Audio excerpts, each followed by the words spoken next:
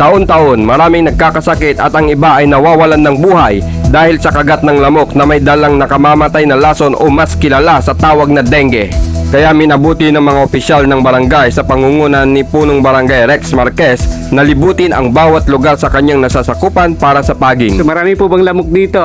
Marami ho. Ngayon ho, marami. Dati wala namang anong lamok. Ituwang-tuwan man po ng ating mga kabarangay dahil nga yung mga nakaraan mga kalamidad, kailangan po talaga na mapapaging tayo. Sa ganun, kapuksa po yung mga lamok at makayos po tayo sa mga dengue cases sa ating barangay. Masasabi niyo po sa ginagawa po ni Caprex sa paging ngayon dito sa lugar po ninyo? Napakaganda po ang ginawa po nila ngayon sa Tulos. Dahil tagulan po, doon lumalabas yung mga maraming lamok. Laking pasasalamat ng mga residente ang ginawang pagpapaging sa kanilang lugar. Salamat po kami ng marami, sir, para matanggal yung mga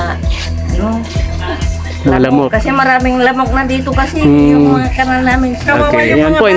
Ayan, okay. Maraming salamat po, ma'am. Okay, sir. Mga barangay, pag po sana silang magsawa sa portal kami dahil kung ano po mga ginagawa ay para naman sa ating mga barangay at ating lahat.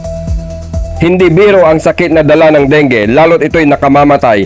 Kaya mas minabuti ng mga opisyal ng barangay na unahin ang kaligtasan ng bawat nasasakupan nito. Kaya panawagan ni Cap Marquez na ugaliing malinis ang kapaligiran at sumunod sa mga alituntunin para maging ligtas ang bawat miyembro ng pamilya. Kasama si Mr. X, RJ Comment. Ako ang inyong expose, Bernard Bautista, nagbabalita para sa Northern Expose News Online.